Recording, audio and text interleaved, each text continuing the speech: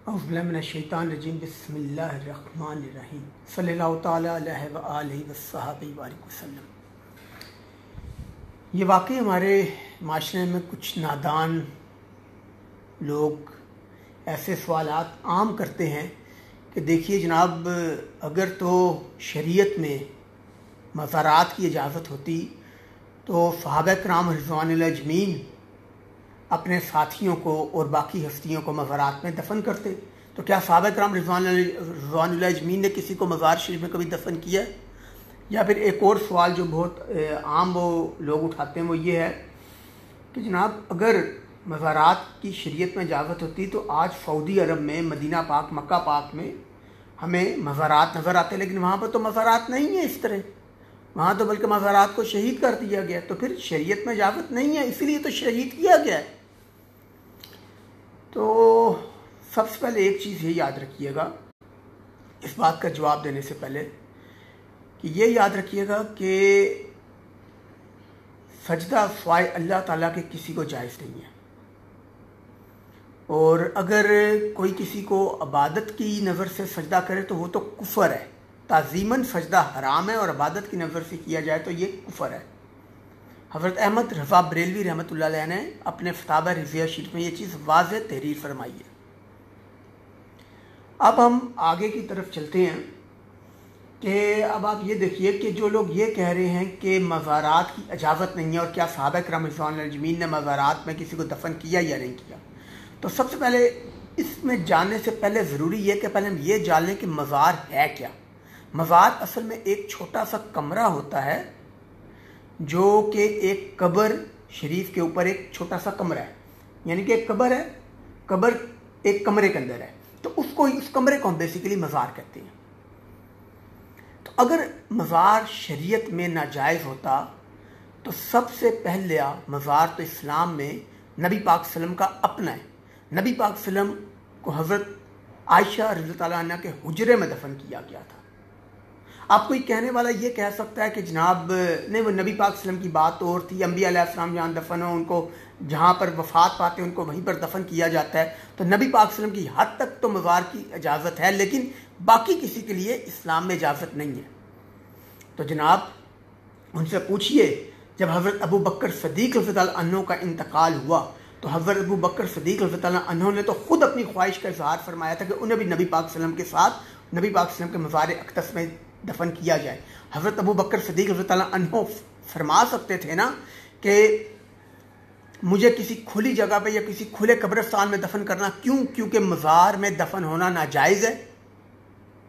نہیں، انہوں نے تو خود کہا کہ ان کو نبی پاک صلی اللہ علیہ وسلم کے مزار شریف میں دفن کیا جائے۔ تو اس کے بعد اس کے تقریباً 10 سال بعد حضرت عمر فاروق رضی اللہ عنہ کا بھی جب شہادت ہوئی تو آپ نے بھی خواہش کا اظہار کیا کہ ان کو بھی نبی پاک صلی اللہ علیہ وسلم اور حضرت ابو بکر صدیق رضی اللہ عنہ کے مزار اقدس میں دفن کیا جائے۔ تو ان دونوں صحابہ کرام رضوان اللہ اجمعین کو باقی صحابہ کرام رضوان اللہ اجمعین نے اپنے ہاتھوں سے نبی پاک صلی اللہ علیہ وسلم کے مزار اقدس میں دفن کیا۔ اگر بند کمرے میں یہ کہ مزار اس میں دفن ہونا ناجائز ہوتا، شریعت کے خلاف ہوتا، تو یہ صحابہ کرام رضوان اللہ اجمعین نہ اپنی خواہش کا اظہار کرتے، نہ ہی باقی صحابہ کرام رضوان اللہ اجمعین ان دونوں صحابہ کرام رضوان اللہ اجمعین کی خواہش پر عمل کرتے ہوئے ان کو اسی کمرے میں یا اسی حجرے میں دفن کرتے۔ دیکھیے اگر یہ مزار ناجائز ہوتا نا، جب حضرت عائشہ رضی اللہ عنہ جب وفات پا گئی، ان کا وصال ہو گیا، تو اس کے بعد صحابہ کرام رضوان اللہ اجمعین چاہتے تو اس حجرے کو اپنے ہاتھوں سے شہید کر سکتے تھے، اس حجرے کو جسے ہم مزار شریف کہہ رہے ہیں اس کو شہید کر سکتے تھے، لیکن انہوں نے ایسی گستاخی کا تصور تک نہیں کیا۔ تو ثابت ہو گیا کہ اگر حضرت ابو بکر صدیق رضی اللہ عنہ اور حضرت عمر فاروق رضی اللہ عنہ کو بھی نبی پاک صلی اللہ علیہ وسلم کے ساتھ ہی اسے مزار اقدس میں ہی دفن کیا گیا ہے، تو بھائی اس کا مطلب ہے جائز تھا تو کیا نا۔ اب اس سے بڑھ کے اور کیا حوالہ، میں اس سے بڑھ کے کسی کو بخاری شریف، مسلم شریف اور کسی کتاب کا کیا حوالہ دوں، جبکہ ہماری آنکھوں کے سامنے یہ واقعہ سب کچھ ہے۔ آپ مدینہ پاک جائیے،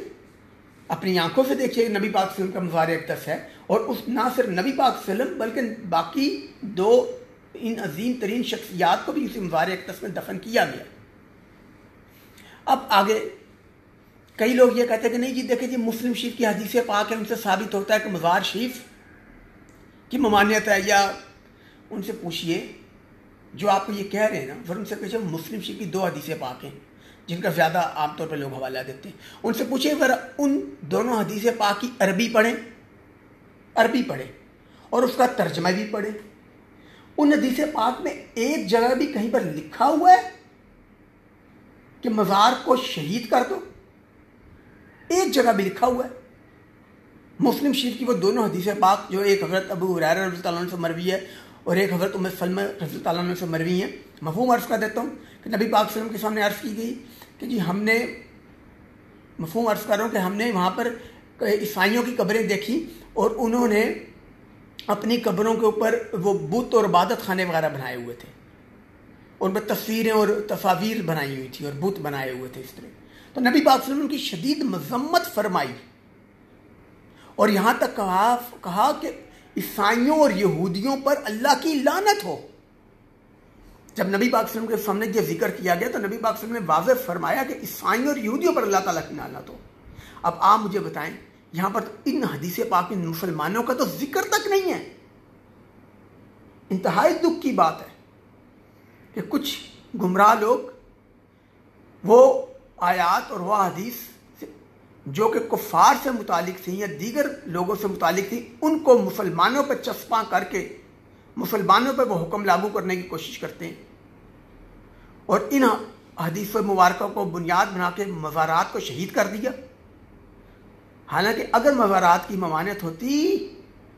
تو حضرت ابو بکر صدیق رضی اللہ عنہ اور حضرت عمر فاروق رضی اللہ عنہ کو باقی تمام صحابہ کرام رضوان اللہ اجمعین اپنے ہاتھوں سے نبی پاک صلی اللہ علیہ وسلم کے مزار اقدس میں دفن نہ کرتے بلکہ ان دونوں ہستیوں کو کھلے میدانوں میں یا کھلے قبرستانوں میں دفن کرتے.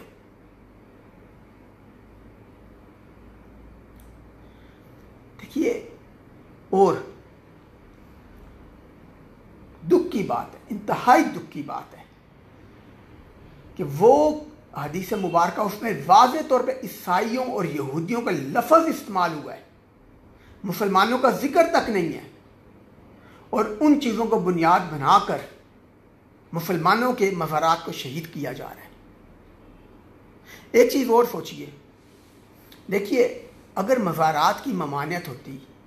اتنے یہ خلاف شرع ہوتے، اتنے اگر خلاف شرع ہوتے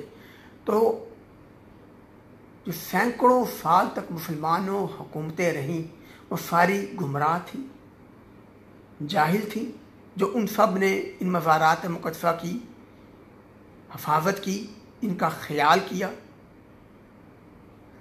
کیا صرف یہ جو وہابی حکومت جو 1925 میں برسر اقتدار آئی اور ان لوگوں نے 8 شوال بدھ کے دن 1925 کو مدینہ پاک میں مزارات کو شہید کیا؟ اس سے پہلے سارے مزارات تھے مدینہ پاک میں. حضرت فاطمہ رضی اللہ عنہ کا تھا، حضرت امام حسن رضی اللہ عنہ کا تھا، حضرت عثمان غنی رضی اللہ عنہ کا تھا. تو یہ سارے مزارات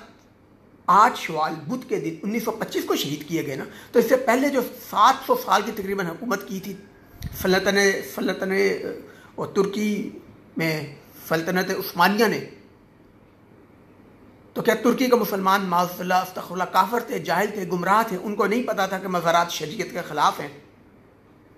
700 سال کی ان کی حکومت تھی، ان کو نہیں پتا تھا کیا کہ مزارات جو ان سے اسلام میں ناجائز ہیں؟ یہ صرف یہی لوگ آئے جنہوں نے اقتدار پہ 1925 میں قبضہ کیا اور انہیں ایک دم شریعت کا یاد آ گئی، ساری شریعت انہوں نے پھر وہاں پہ لاگو کر دی.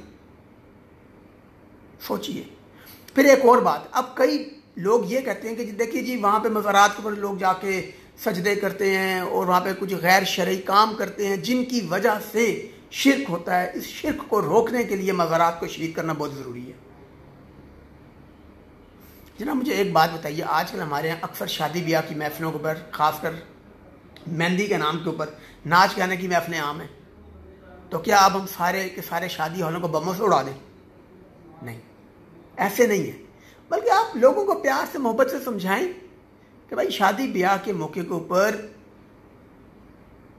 یہ ناچ گانے کی اور مہندی کی محفلوں پہ ناچ گانے کی کام نہ کریں، لوگوں کو پیار سے سمجھائیں، نہ کہ شادی ہالوں کو اڑا دیں. اسی طرح اگر کوئی انسان اپنی جہالت یا گمراہی میں قبروں کو سجدے کرتا ہے تو غلط کرتا ہے، حرام کام ہے، تو اس کو سمجھانا چاہیے، نہ کہ اس کو بنیاد بنا کے مزارات کو شہید کر دیں۔ دیکھیے اگر ہماری گردن میں درد ہوتی ہے تو ہم گردن کا علاج کراتے ہیں، ہم گردن کاٹ نہیں دیتے۔ ان چیزوں کو سمجھنا پڑے گا۔ حیرت ہوتی ہے، دکھ ہوتا ہے ان لوگوں پر کہ جن کو اور کوئی کام نہیں رہ گیا سوائے اس کے کہ مسلمانوں کے اوپر شرک کفر کہ بس فتوے لگانے میں وہ مطلب کہ اب پیش ہے، ہر دوسرے کام میں انہیں شرک نظر آ رہا ہے۔ شرک تو تب ہونا کہ معاذ اللہ ثم معاذ اللہ کوئی انسان یہ کہے کہ میں اللہ تعالیٰ کے علاوہ کسی کو عبادت کے لائق سمجھتا ہوں، ثم معاذ اللہ۔ سوچئے ان باتوں کے بارے میں، سوچئے۔ اگر کوئی مزارات پہ غلط کام کرتا ہے تو اس کی مذمت کرنی چاہیے، لیکن ان غلط حرکات کو بنیاد بنا کے مزارات کو شہید کرنا بہت بڑا ظلم ہے۔ اللہ تعالی ہم سب کے گناہوں کو معاف فرمائے۔ صلی اللہ تعالی علیہ وآلہ وصحبہ وسلم۔